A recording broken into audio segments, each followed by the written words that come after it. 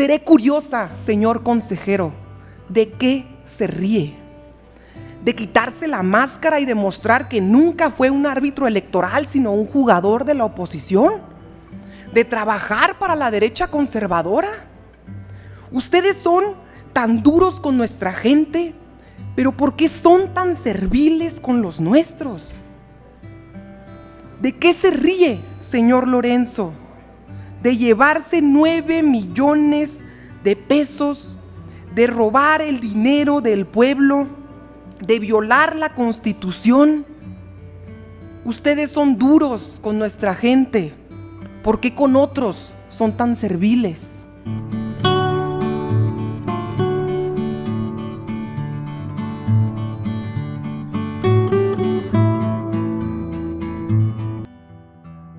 Amigos y amigas, vamos a ir a una sesión extraordinaria que convocó Lorenzo Córdoba para dar su informe. Una sesión larguísima, más de 11 horas, 12 horas. Ahí el señor Lorenzo Córdoba, como ya escuchamos, se ríe de los representantes de Morena.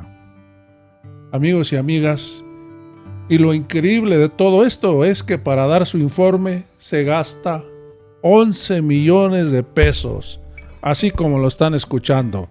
Amigos, vamos a ir a este debate, vamos a ir a este informe de Lorenzo Córdoba. Con mucho gusto tiene la palabra el maestro Eurípides Flores, representante de Morena. Muchísimas gracias, consejero presidente. Buenas noches de nueva cuenta. La verdad es muy interesante lo que se vive el día de hoy en el Consejo General. Para la gente que no está aquí, que no lo puede percibir a través de la transmisión, pues aquí está, digamos, reunida la gente más cercana a las y los consejeros de este Consejo General. Están en una especie de fiesta de despedida del consejero presidente y los demás consejeros que se van del Consejo General. Ya vimos también la escena dramática que acaba de montar el secretario ejecutivo, incluso llegando a las lágrimas. Y la verdad es que creo que eso revela cuál es, y el informe en sí mismo revela cuál es, pues, la abstracción que hay de algunos consejeros, de algunas consejeras, de la realidad, que se creen que la democracia es esto, el Consejo General del Instituto Nacional Electoral, una suerte de corte del rey, donde todo gira alrededor de Lorenzo Córdoba, que es la democracia.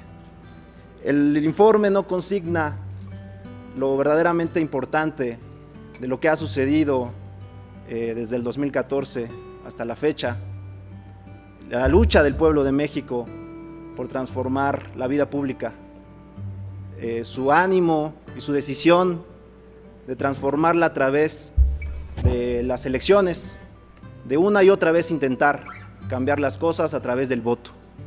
Una lucha que ha tenido pues su máxima expresión en el 2018 y que ha venido fortaleciéndose. Y eso no lo consigna este informe. Creo que ese es el error de fondo, que se tiene esa distancia de la gente, del pueblo, y pensar que la democracia es esto, la burocracia del Instituto Nacional Electoral. Pero bueno, los voceros del conservadurismo dirán que este informe anuncia el gran avance administrativo de la democracia formal y que es un hito de la rendición de cuentas, de la transparencia y la máxima publicidad. Pero la verdad es que el informe nada dice acerca de los más de 11 millones de pesos que se gastaron en hacer el informe. A ver, ¿de verdad era necesario gastar esa cantidad de dinero para hacer este informe? Esto demuestra la total, pues el total desprecio y el total dispendio del dinero del pueblo de México. Este documento tampoco refiere el resultado de las reuniones privadas que ha tenido el consejero presidente con dirigentes partidistas, sobre todo de oposición. Me refiero, por ejemplo, a aquella reunión del 3 de marzo de 2021 en la casa de Edmundo Jacobo, de la que confirmó su realización el propio consejero Lorenzo Córdoba al periodista Álvaro Delgado. No se informa y por eso no sabemos, pero no nos cabe duda de que en esa reunión se conspiró para cancelar las candidaturas de Morena en Guerrero y Michoacán en el proceso electoral de 2021 de los compañeros Félix Salgado y Raúl Morón en Guerrero y Michoacán. Tampoco se refiere sobre los acuerdos alcanzados en las reuniones de planeación estratégica y de agenda política, también conocidas como plenarias, que sostuvo el consejero Ciro Murayama con el PRI y el PRD, o del propio consejero Lorenzo Córdoba con el Partido Acción Nacional.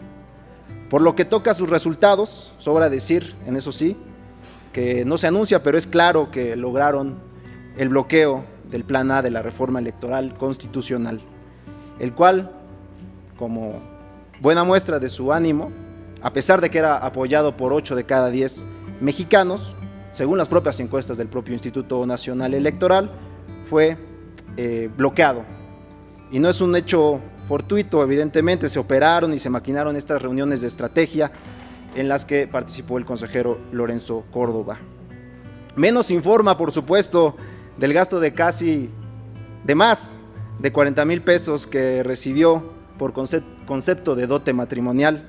Y la verdad es que ya haciendo este ejercicio de transparencia sería bueno que se le dijera al pueblo de México si fue padrino de pastel, de sonido o de salón en esa boda. Por lo que toca a las cuentas que deja en materia de democracia, el informe no refiere a los fraudes electorales, por ejemplo, en el Estado de México en 2017, donde esta autoridad ratificó la entrega del salario rosa como prebenda para la coacción del voto en zonas rurales y que con lo que pudo concretarse este fraude electoral de 2017 y la llegada o la continuidad del PRI en el gobierno del Estado de México. Seguro estoy que se impondrá la esperanza en el Estado de México y esta autoridad electoral, carente de toda autoridad moral, no podrá hacer nada para que llegue la transformación. O también el propio fraude que se dio en Coahuila en el 2017. Hoy aquellos que en ese momento participaron como contrincantes el PRI y el PAN, hay que decirlo, ahí al PAN le hicieron fraude en Coahuila en el 2017 y nada se hizo desde este Consejo General. Ahora van juntos, antes se competían para ver quién compraba más votos y pues es evidente que ya ni siquiera ellos se respetan. Aún y cuando el informe sí refiere sobre el proceso de revocación de mandato, nada se dice sobre la operación que se gestó desde este Consejo General para tratar de cancelarlo. Hay que recordar que consejeras y consejeros avalaron de manera penosa y deshonrosa una votación para cancelar la naciente democracia participativa. Cancelaron en una decisión absolutamente contraria a la Constitución el proceso de revocación de mandato. Afortunadamente salimos adelante. Cara a cara hay que preguntarle al consejero presidente cuál es el legado que deja en este instituto, cómo le gustaría ser recordado, cuál es su principal logro a favor de la democracia representativa y sobre todo de la participativa. Su saldo es visible y es lamentable. Deja un instituto obeso, con plazas con funciones repetidas, con un marranote para el pago de liquidaciones y demás prestaciones para la burocracia dorada del INE. Será recordado junto a Ugalde, sí, y Valdés Zurita, como aquel consejero presidente que traicionó a la democracia, e incluso, peor, que tiene el deshonroso lugar de que en el nacimiento de la democracia participativa operó y gestó para cancelar la misma. Concluyo diciéndoles de manera respetuosa, pero con las palabras que ocupa, vulgar, bueno, yo diría ofensivo, porque lo vulgar tiene que ver con la gente. Es ofensivo. Lo que es ofensivo es el finiquito que se van a llevar. Lo que es ofensivo es el legado que están dejando. Los sentimientos del pueblo y menos su aspiración de reformar al poder y sacar de una vez por todas a la mafia electoral, eso sí es legítimo. Les guste o no a los conservadores, allá afuera y aquí adentro del Consejo General del INE, el plan C va a triunfar porque la ciudadanía libre se va a manifestar en el 2024 y eso nadie lo puede parar. Y como dicen por ahí, arriba el pueblo y abajo los privilegios del INE. Muchas gracias, consejero presidente. Muchas gracias a usted, señor representante. Ahora vamos a ir a la respuesta que da la diputada Julieta Ramírez a Lorenzo Córdoba, porque el señor nada más estaba burlando de la diputada. Esto no le gustó a la diputada, vamos a escuchar qué le dijo. ¿Alguna otra intervención? Con mucho gusto tiene la palabra la diputada Julieta Ramírez. Gracias. Hoy, la larga noche del secuestro de la democracia está por terminar.